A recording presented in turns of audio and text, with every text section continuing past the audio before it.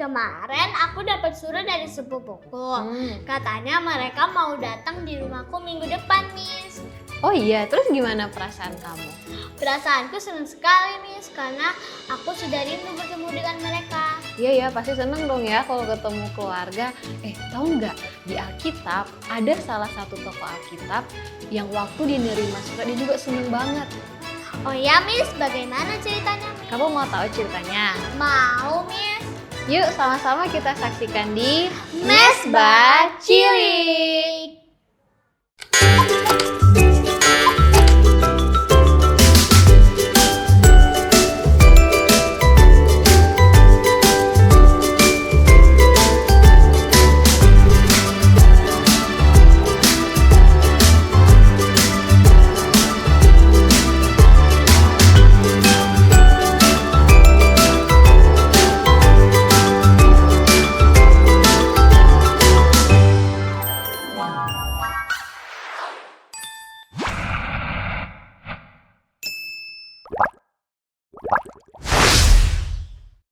Elizabeth dan Zakaria sudah lama merindukan seorang bayi. Tetapi, ketika mereka semakin tua, harapan mereka sirna. Zakaria adalah seorang imam di Bait Suci. Mereka bergiliran kerja selama seminggu di Bait Suci di Yerusalem. Hanya satu kali dalam hidupnya, seorang imam pergi ke tempat yang suci. Itu adalah satu penghargaan untuk membakar dupa di mezbah yang terbuat dari emas di sana.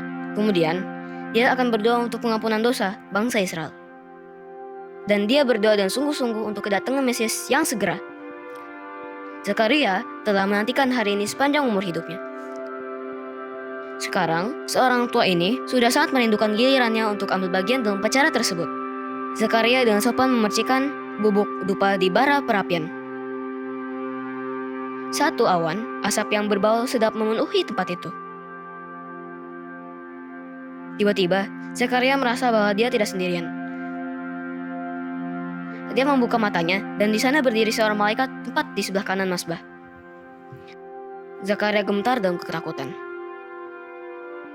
"Jangan takut, Zakaria. Allah telah mendengar doamu." Malaikat itu berkata, "Istrimu Elizabeth akan mempunyai seorang anak. Engkau akan menyebutkan dia Yohanes. Dia akan pergi menyiapkan jalan bagi Tuhan. Seorang bayi di usianya yang setua ini." Zakaria meragukan perkataan malaikat itu. Jadi, malaikat itu memberikan satu tanda kepadanya. "Karena engkau tidak percaya pada perkataanku, engkau akan menjadi bisu dan tidak bisa berbicara sampai harinya tiba di mana hal yang engkau katakan tadi terjadi." Dan malaikat itu pergi. Zakaria membuka mulutnya untuk berdoa bagi bangsa Israel. Tetapi, tidak ada yang kedengaran. Dia tidak bisa mengucapkan satu kata pun. Sekarang, Zakaria telah berada di tempat suci untuk jangka waktu yang lama. Orang-orang di luar sudah mulai cemas akan apa yang terjadi kepadanya. Ketika akhirnya dia keluar, wajahnya bersinar. Dengan tenang, Zakaria memberikan bahasa isyarat kepada mereka bahwa dia melihat seorang malaikat. Zakaria segera pulang ke rumah. Dia berusaha untuk memberitahukan kepada Elizabeth apa yang telah terjadi, tetapi dia tidak bisa berbicara. Dia menulis dan menggunakan bahasa isyarat.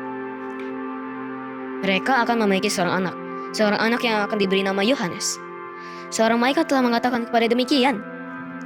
Berbulan-bulan kemudian, anak mereka lahir. Sahabat-sahabat Elizabeth datang berkunjung. Namanya ialah Yohanes.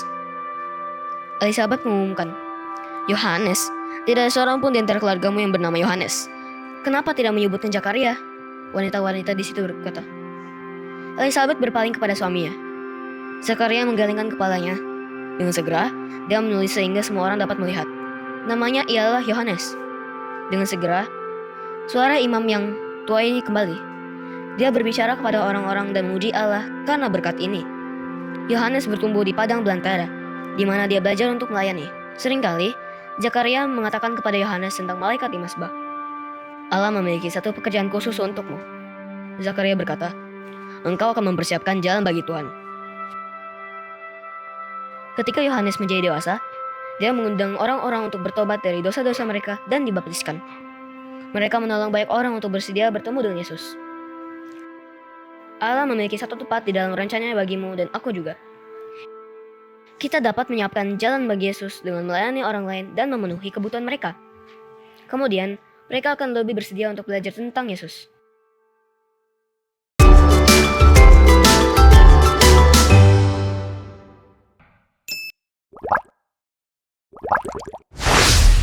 Hai Sobat Cilik Hope Channel, Kembali lagi dalam Aksi Cilik bersama Miss Cecil dan Jeremy. Nah, kali ini kita akan lakukan satu eksperimen. Nah, Jeremy, kira-kira apa aja ya alat dan bahannya? Di sini ada 2 gelas yang berisi air. Di sini ada sendok kecil, lilin kecil, dan tanah. Oke, langsung aja ya kita eksperimennya. Nah, Jeremy dan adik-adik yang ada di rumah, air jernih ini adalah melambangkan hati kita.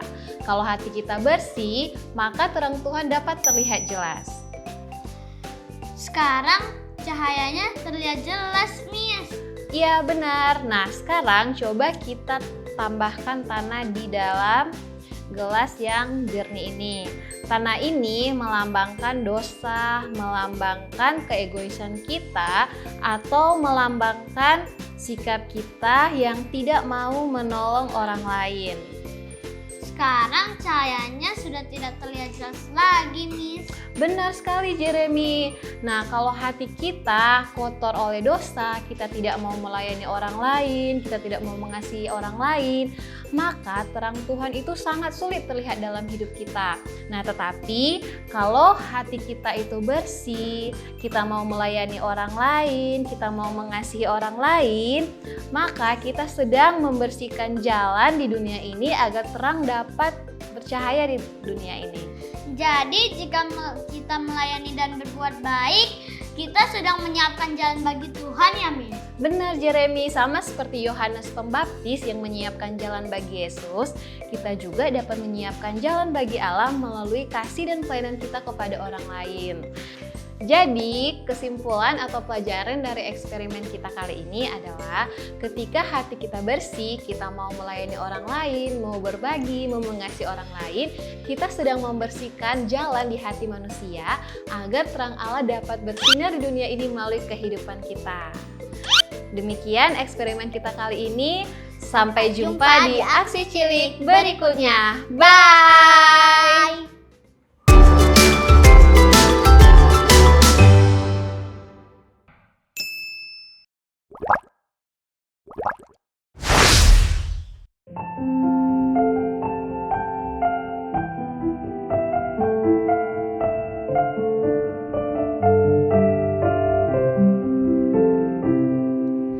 Serahkan kesusahanmu, serahkan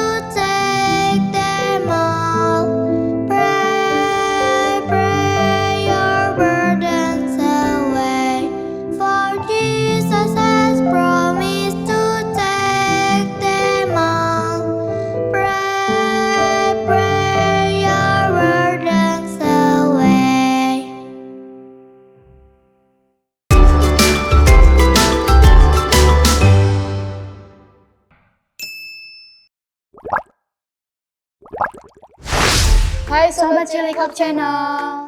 Val, aku masih nggak ngerti deh. Guru agama bilang, kita harus mempersiapkan jalan bagi Tuhan. Emangnya Tuhan mau lewat jalan mana? Hehe, bukan jalan tol, Cel. Maksudnya kita menyiapkan hati dan kehidupan kita supaya Tuhan bisa dikenal lewat perbuatan kita. Jadi bukan membangun jalan beneran, tapi lewat sikap dan tindakan. Tepat, kita bisa mempersiapkan jalan bagi Tuhan dengan melayani orang lain. Dan tahu nggak, aku punya 3 cara sederhana yang bisa kita lakukan setiap hari. Wah, aku mau tahu tuh, biar bisa mulai dari hal kecil. Yang pertama, mulailah dari hal kecil. Misalnya, bantu mama di rumah, bantu adik belajar, atau bantu teman yang kesulitan tugas. Oh, kayak waktu aku bantu Pak Satpam buang sampah di sekolah. Nggak besar sih, tapi beliau kelihatannya senang banget. Nah, itu contoh pelayanan sederhana. Melayani nggak selalu harus di gereja. Dimanapun kita menolong dengan hati, kita sedang menyiapkan jalan untuk Tuhan dengan lewat hidup kita. Kedua, pakailah kata-kata yang baik. Kadang orang bisa merasakan kasih Tuhan lewat perkataan kita yang sopan dan lembut. Kayak waktu temanku dimarahi guru, aku bilang, gak apa-apa, besok pasti bisa lebih baik. Dia senyum lagi habis itu. Nah, itu dia, kamu sudah menenangkan hati orang lain dengan kasih. Kata-kata kita bisa jadi jembatan bagi Tuhan untuk menyentuh hati orang lain. Dan yang ketiga, berbagi kasih dengan tulus. Gak perlu nunggu kayak dulu, bisa lebih lewat waktu, perhatian, atau sekadar mendengarkan teman yang sedang sedih. Jadi waktu aku temani temanku yang lagi sedih karena orang tuanya sedang pergi, itu juga pelayanan ya? Iya Niko, saat kamu hadir dan peduli, kamu sedang menunjukkan kasih Tuhan. Itulah cara kita menyiapkan hati orang lain untuk mengenal Tuhan. Jadi mempersiapkan jalan bagi Tuhan itu bisa lewat hal kecil, kata-kata yang baik, dan berbagi dengan tulus. Betul, kalau kita melayani dengan hati yang tulus, hidup kita bisa jadi cermin kasih Tuhan bagi orang lain. Wah, berarti mulai sekarang aku mau jadi pembuka jalan buat Tuhan lewat perbuatan baikku. Hebat, Cel. Yuk kita mulai dari sekarang jadi pelayan kecil Tuhan dimanapun kita berada. Sampai jumpa.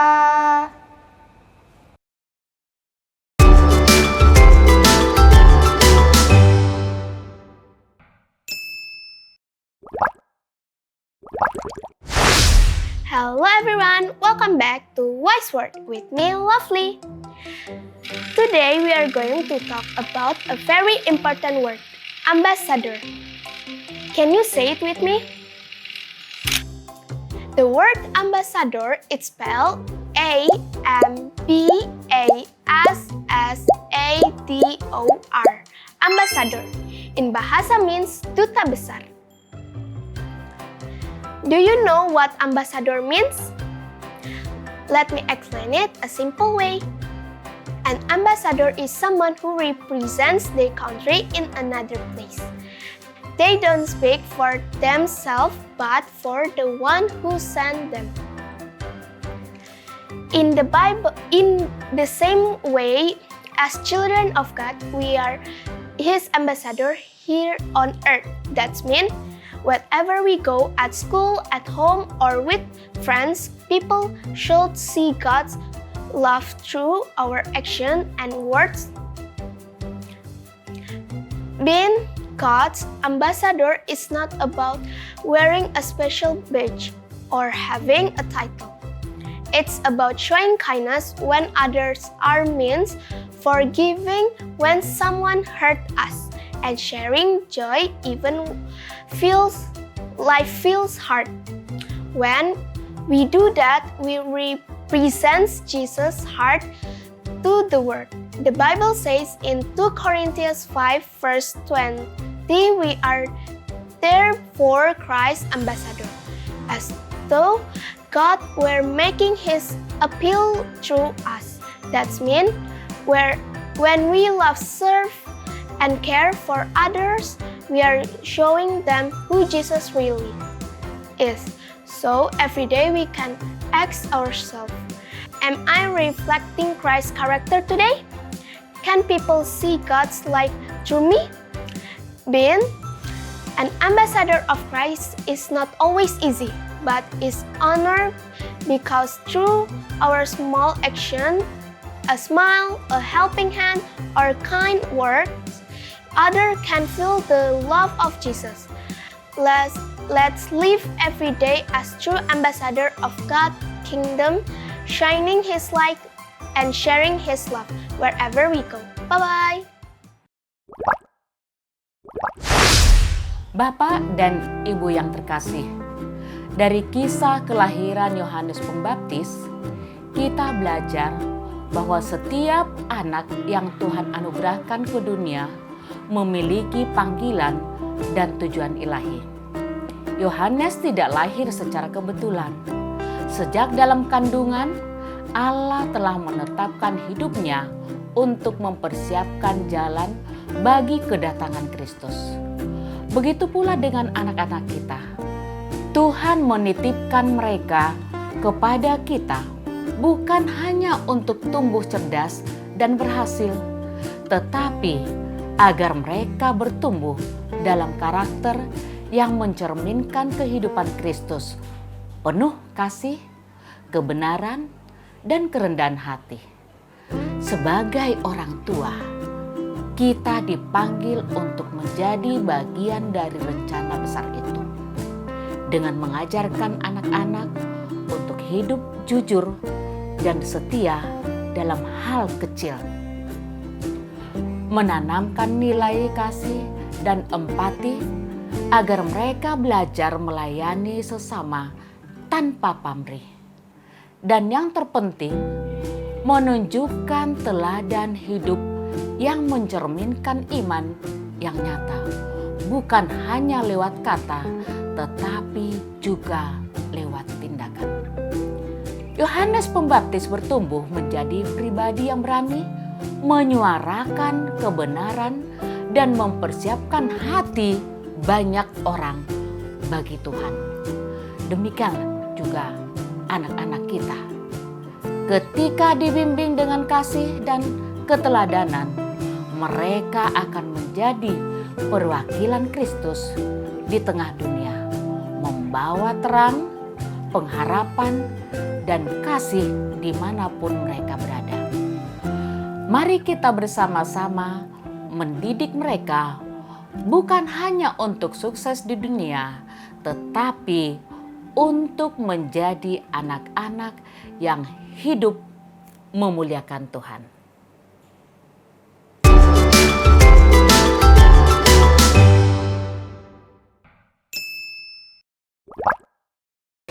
Ada nggak hal-hal yang membuat kamu gembira sekali, bahkan hanya dengan membayangkan saja? Ada kok. Saya gembira sekali ketika saya memikirkan karakter favorit saya bernama Hina. Dan saya juga sangat gembira ketika saya memikirkan makanan. Ada saat aku eskul yaitu bermain bola, karena bermain bola sangat seru untuk mencetak gol. Ada. Aku kadang-kadang gembira karena memikirin tentang anjingku dan balik ke rumah. Ada, aku gembira sekali jika memikirkan tentang teman-teman saya di gereja ataupun di sekolah. Siapa orang yang paling kamu rindukan untuk bertemu yang bukan tinggal di rumah kamu? Opungku, opung saya. Aku rindu oma saya, opa saya, juga sepupu-sepupu saya yang ada di Bali.